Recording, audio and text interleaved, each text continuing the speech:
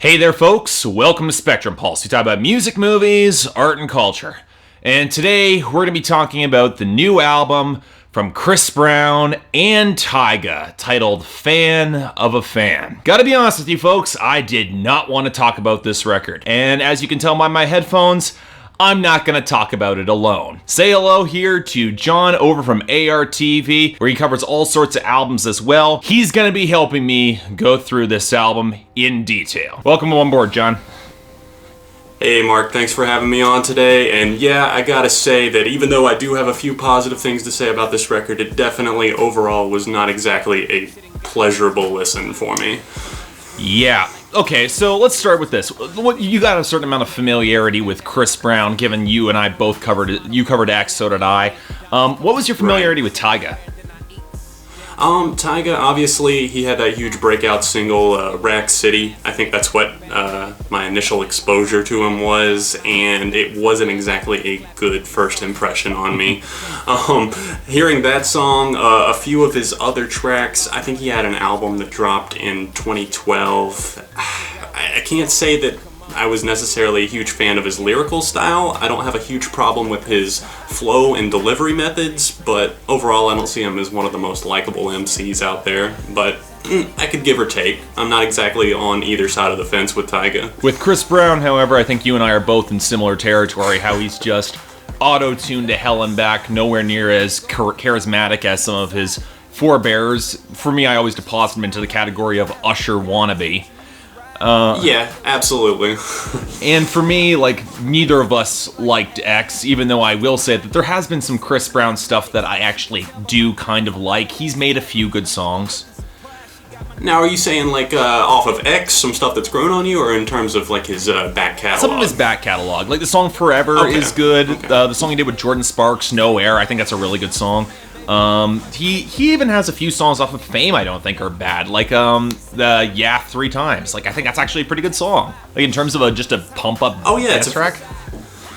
Yeah, it's a catchy pop jam for me. I think that and Forever, like you mentioned, and there was a track called, I believe, Kiss Kiss back in the day off of one of his earlier albums. Yeah. Actually got into that one. I don't know why, but some of his stuff has stuck with me. But like you said, with X, that's to the point where the auto-tune and his personality bleeding through on these tracks, it's not doing himself any favors. Oh, completely agree there.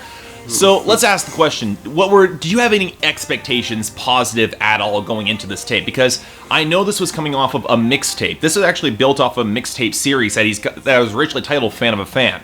And this is actually this was actually intended as a mixtape, and then he's like, what the hell, we're going to make it a follow-up album. So what do you think about that? I saw the title and I first saw Fan of a Fan, and I honestly thought it was gonna be a mixtape until I saw the last part of the title, Fan of a Fan, the album. And I was like, okay, this time around they've decided to put it up for sale since the first one had gained some popularity. In terms of expectations, I looked over the track listing, I saw a few features that I thought maybe I could get a little bit excited about. Schoolboy Q, Pusha T. They both had some singles that I've gotten into. Schoolboy's last album, Oxymoron, definitely was pretty solid overall. And I don't know, those were the two things I was probably, I guess, most excited about. But overall, very low expectations for the record, considering Chris Brown's X and some of Tyga's singles that I had heard. Yeah, I was sort of in very of a similar debate. And taking a look at this album...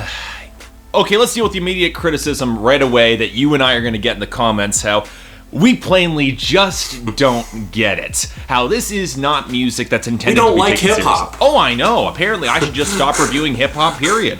And how, we're white boys, we're just sitting here, we're talking about how we don't like hip-hop, and yeah, let's completely bypass the fact that Run the Jewels is my favorite album of last year, or we can go on level that saying that my current favorite album of this year is the new Doomtree record. By the way, check that out, it's awesome.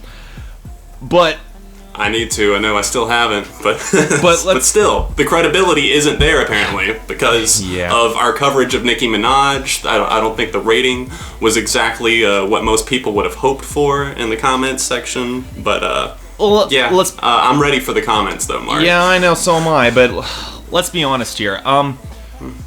Okay, let's ask a question. Well, so were there any things that you liked on this album? Yeah, absolutely. There were a few things. I think some of the beats were okay. I think the track Bitches and Marijuana, I thought that one was surprisingly catchy to my ear. The track that featured Pusha T on it, D.G.I.F.U, was Don't Get It Fucked Up. That one is actually probably my standout track here on this record. My overall favorite. I've got issues with everyone. You had issues with that one, really? I will go into detail about that song, but let's just say I appreciate the flows on this album. That's the one thing I will give this record. It has some great flows. These guys, if you want to just, if in terms of more of a technical skill level, they aren't incompetent like Ray Schrimmer. Like, they can actually ride a beat somewhat decently. And in terms of a party vibe, I can kind of see that. The problem then becomes is everything they're saying. Exactly. That's the number one problem that I have with this record. From track 1 to track 12 on the standard edition, that's pretty much my issue. I see them following into the same rut of going to the club, picking up girls in said club, and basically the theme that I see popping up more than anything else is just about how they have more money than everyone else. And it just gets a little bit old to hear that rehashed over and over again. See, I don't mind the bragging per se. I don't mind the club bragging. I don't mind that whole element. The thing that bugs me the most is it's always that they are stealing your girlfriend. Yes. It's not like they're not getting their own. It's always that they've come to the club to steal your girl. And that's like the majority of the songs on this album. And to me, it always immediately raises the question of who this record is for, because if you're talking about most guys, what guy wants to be condescended to and talked down to, saying you're stealing my girlfriend? Why would I like that or respect that or respond well to that? And then we have all the graphic sex songs on this album. Yeah, that was one of my points with one of these tracks. Chris Brown is just the hook of the song actually has Chris Brown saying how horny he is, and I'm just saying, did anyone really ask for this? I didn't know the demand was actually there. You see, the funny thing is, like, I don't mind the graphic sexual lyricism because you get that from R. Kelly, you get that from Trey Songz, and you get it from Usher too. The problem is we're dealing with Chris Brown saying it, and it just comes across as so juvenile.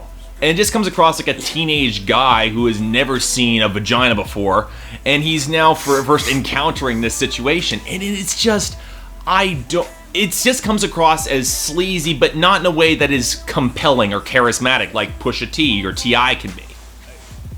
Right, I agree with that, and like you said, it does come across quite juvenile, I think, a lot of the time, and I won't say necessarily every time. There's a few tracks that I think maybe that personality and persona that he's trying to portray actually works, but a lot of the time, I think he's kind of falling into that, like you said, kind of a juvenile territory where he just kind of is talking to his friends, possibly kind of relaying this sexual encounter he had like it's just the first time that he's had sex ever, and he has to tell everybody. Oh yeah. And the funny thing is that, coming back to the whole question of who this album is for, I find it very interesting because there's a lot of women who like Chris Brown, and I think they like Tyga. I have no idea what his fan base looks like, but it's very much, the thing that immediately bothers me so much is that for as much as these guys go on and on about how much sex they have, they treat women with so much disinterest that they are just, the number of terrible metaphors comparing women's vaginas to various hotel lobbies. It's graphic, but it's not even graphic in a way that's sensual or has anything that's attractive to it. And that bugs me. It's kind of like a no-holds-barred type situation where they don't even try to be necessarily clever with their innuendos or something like that. Like, you've got like your Candy Shop from 50 Cent, or even the, the Lolly Lolly song back in the day was very popular from 3 6 Mafia. These days, it's just kind of straight up. It's no beating around the bush. We're just diving straight into it, and I'm just kind of... On the topic of 50 Cent, he actually has a feature on this album, I Bet. Now, I Bet I don't like that song. at all. Like, because it's outright taunting the boyfriend by leaving his condoms on the bed, which I gotta admit, it's got balls to it, and I gotta admit that it's like he's just screwing her over, saying specifically that he's fucking her cervix, which nobody needs to hear that. But honestly, in that particular methodology, like, what do you think of 50 Cent's verse on it? 50 Cent's verse on it was honestly probably my favorite part of the song. I actually, like, me and 50 in the past, I've been kind of split on some of his albums, some of his features and that sort of things, and I know that he tends to be very sexual with his songs, so it's nothing that I was necessarily surprised by, but at the same time, I wasn't really moved by it, because I kind of feel like that whole song kind of had a vibe of someone totally overcompensating for something. Like, they're really trying to convince you very hard, like you said, like leaving the condoms on the bed, they're trying to convince that they are this, like, straight up player that's got balls, they're not afraid of anything, they're just knocking down doors and that sort of thing, but at the same time, it doesn't come off that convincing to me as a whole. I completely agree with you, but I think 50 Cent's presence on that song does have something that's valuable here, because you listen to him, and he's, let's say what you will about 50, he rides a beat well, he sounds smooth and more authoritative. I listen to him and I'm like, you know what, I can kind of buy this sort of sexual stuff coming from 50 Cent. Like, one of the songs I actually like on this album is Bitches and Marijuana with Schoolboy Q. Schoolboy Q's verse, probably the best verse on this record, at least in my opinion. For me, it's on par with the Pusha T verse on D.G.I.F.U. Agreed. The thing with the Schoolboy Q is that he sounds like you can buy it coming from him. You can buy him having that level of intensity. Like, you can buy that sort of charisma and personality. Whereas the more I listen to Tyga and Chris Brown, whether it's through overcompensation with auto-tune or Chris Brown dropping into this ridiculous falsetto, which is... he's trying, I'll give him that, but at the same time, it's not attractive. And they're going over the top in ways it doesn't work for them. And they don't come across as, they don't even come across as attractively sleazy like Pusha T. They just have this era of sleazeball that does not have that maturity to back it up. Right. It bleeds through. That whole persona and that whole thing bleeds through and becomes a problem for me on a lot of these tracks. I would say Bitches and Marijuana, they kind of, I guess, pull off the attitude a little bit more, just because I think they tried to get a little bit more topical on that song. I'm not saying that they're pushing any limits with it, but you face problems on other tracks, like I think Real One is one that comes to mind for me. Wherever Brown starts talking about that he's just as real as it gets and that sort of thing, but it's like he lives in sort of a fantasy world at times, because he talks like what was the line in the song wherever he's talking about like every girl in the club like basically wanting to jump him, like ready to go right then and there. And that's the thing here. Like, the one thing that it comes back to how seriously you take this album. Like, on one hand you can basically say, yeah, it's over-the-top male masturbation, because it really is, on some level. But at the same time, you also have to keep in mind that this is probably the lives that a lot of these guys might live. They have millions of fans. They probably go to clubs, and there's probably a whole posse of girls that are willing to jump them. Like, I bet they have that sample of that girl who comes in and basically says that, I'm not doing this, I'm not screwing you because of the sex is great, I'm not doing it for either of you, I'm doing this because I want to be famous, I want to be on a reality show, I want to be on TV. Now, right. What track was that on? I know it was at the end of one of the songs. It was on I Bet, was kind of like the one with 50. Yeah. And that's right. To me, I'm like, you know what, there's a point to it, but at the same time, it's not an excuse for anything that they're doing. They're just both being terrible people. They're managing their fame in a manner that would be frowned upon by some, but I guess it's not like I'm surprised, I guess I should say, by this whole album or by this lifestyle that they lead. I actually made a note here that said, like, it does have a very similar theme on the majority of these tracks, but at the same time, that's probably what these guys are out doing the majority of the time. I don't doubt that they're in the club every night. I don't doubt that they're picking up girls left and right and that fans want to be all over them. It's just that it gets a little bit repetitive to me, and not a little bit. It gets very repetitive and very tiresome for me to listen to, especially in one sitting. Yeah, I would agree with you there. Now, and that takes us to the one song that felt completely out of left field for me, and that was Better. That's the slow. That was the slow jam one, and it's honestly the song where I feel that Tyga probably had one of his better bars, because say what you will about him, he did sort of what he did on the song that he did with Chris Brown before, Deuces, where he was very much melancholic. He kind of dealing with the situation where the relationship kind of fizzled out. It's not working. And you know what? He's kind of convincing in that role. I can buy that. But it does not fit with the rest of this album at all. No, not at all. And for me, honestly, I'm not convinced. I mean, I think it is one of Tyga's better performances on this record, and I can't say the same for Chris Brown, but my problem is they spent the first 7 tracks on this record just kind of trying to build up this persona and portray the fact that, you know, like, there are these guys who are pretty much going to be seen out on the town and that sort of thing, and they're with a lot of women. But then on track 8, we're coming in and seeing them in, a committed relationship? And suddenly we're trying to beg for forgiveness. It's just something that I have a hard time buying. I know that it's the one song on here that's going to be like more relatable to a certain crowd and that sort of thing, but I still can't fully buy it. I'm with you there. Now, the song that song that you spoke out as one of the highlights was D.G.I.F.U. Yes. Yeah. I have issues with this song. Let's just say this bluntly. The song, I don't know if you picked up on it. It lyrically and to some extent instrumentally, it samples both Biggie and Dre. It samples Forgot About Dre, which is arguably a hip-hop classic. I'm going to say this bluntly. If you're going to sample a hip-hop classic, you're going to sample a song that is so widely known among hip-hop circles, it's won a Grammy, specifically for a rap song in 2001, I believe. And you're going to do it like this, you got to come correct.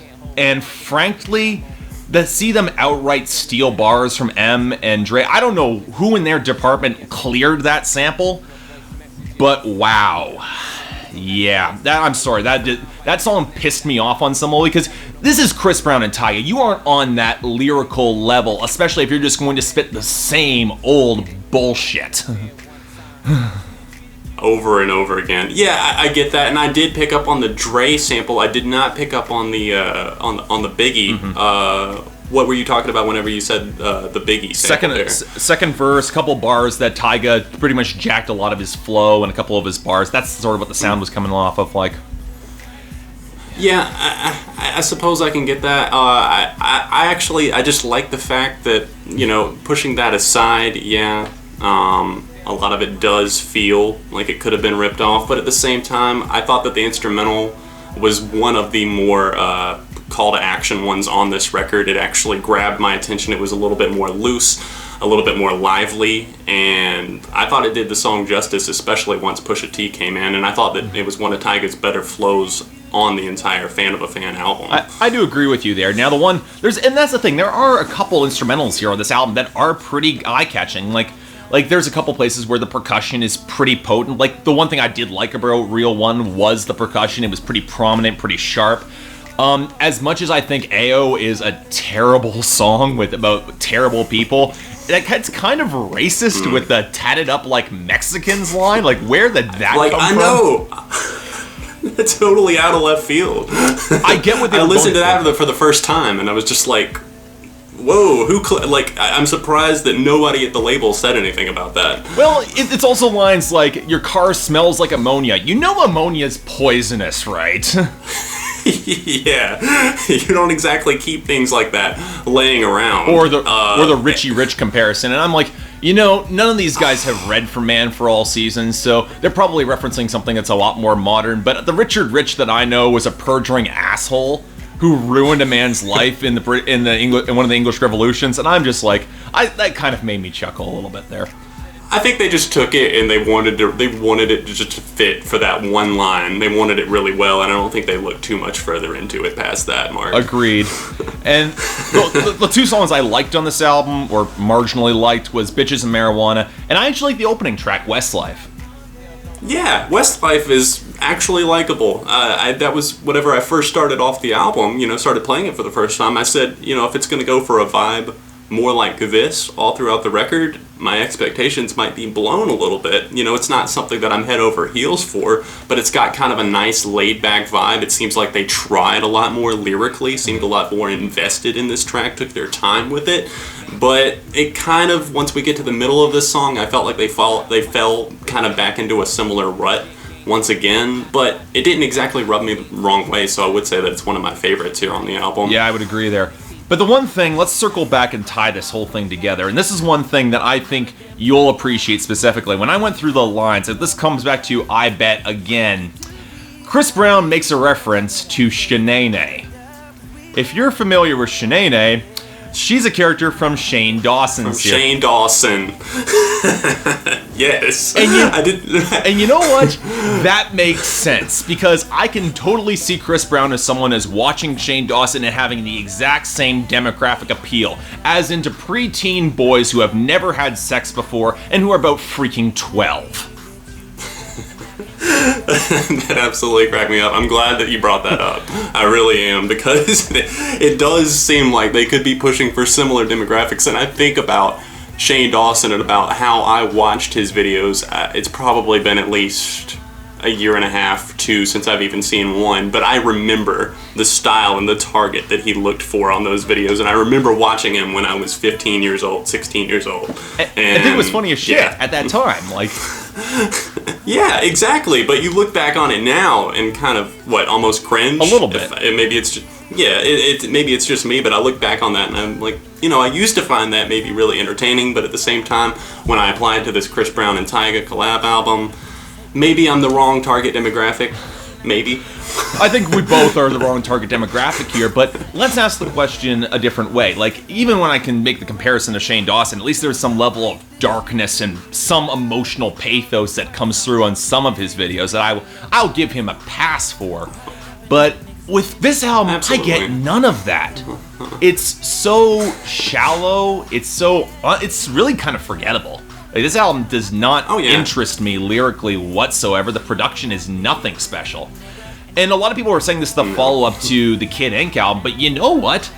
I stand up for Kid Ink more than pretty much any other critic, and Kid Ink at least... More than me. Yeah, he tried harder with his production on songs like Faster, that's trying to emulate more of a Kanye style of production, or goes a little bit darker. This album doesn't even bother to do that. It tries to go blatantly sexual. The production is very formulaic.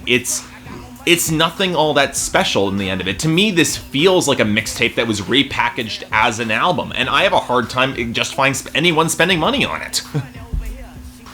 Yeah, I feel the same way, and like you said about it kind of feeling very formulaic as far as the instrumentals go, I mean, I feel like even the tracks that DJ Mustard handled a couple of the tracks, I believe, on production, but even the ones he didn't handle, it still felt like they were handled by maybe some of his proteges or someone trying to emulate that same style, because they played it safe all throughout. You could hear a lot of the hand claps, the chanted haze in the background on some of the songs. It just didn't do it for me in terms of production. So what are we going to say to the people? Like, we have a situation where this album is clearly not lyrical. It's not intended to be listened to as lyrical. This is music for clubs. This is music for dance jams.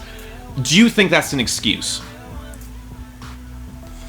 Honestly, I think to an extent it can be an excuse, but on this album, I can only go so far with that leniency. I'm going to say no, because even some of those seem to have somewhat of a self-awareness about them. They tend to at least not take themselves too seriously, and it feels like for the most part, these guys are just kind of all about it, all about the lifestyle, and try to come off as very convincing and appealing, and for me, I don't think it justifies it on this record. That actually makes a lot of sense. I'd argue that, like, as much as they don't take themselves... Well, I take that back. I think they're taking themselves seriously, but I don't think this music's intended to be taken seriously, at least not in that club environment.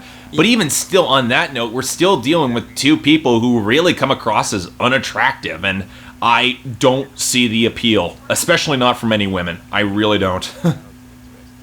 No, I don't either. What are you thinking as far as a rating here goes, Mark, for the whole record? For me, it's pretty solid. It's a 3 out of 10. Absolutely no recommendation.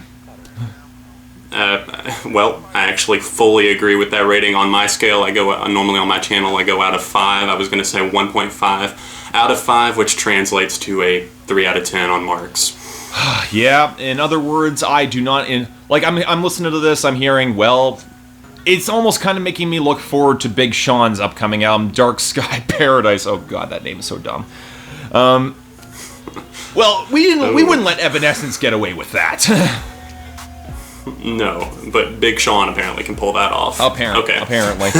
So yeah, there we have it. There we have it, folks. Me and John were coming through here. We've managed to rate this album. Fan of a fan. We're both not fans of these particular fans. So, in other words, no recommendation here.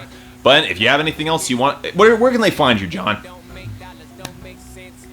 Well, you can find me, of course, youtube.com/c/ARTV reviews. I got one of those new, since I renamed the channel from Album Review TV, I got one of the new URLs. So you can find me there, or else just tweet me at ARTV Reviews. Yep, and you can find me, tweet me at Spectrum Pulse, and, you guys please like and subscribe. I'd be more than grateful. If there's anything else we can do to improve our channels, or anything else that you guys want us to review, I'd be more than happy to give it a listen. Until then, I'm Mark, this is John, ARTV and Spectrum Pulse, and I'll see you next time.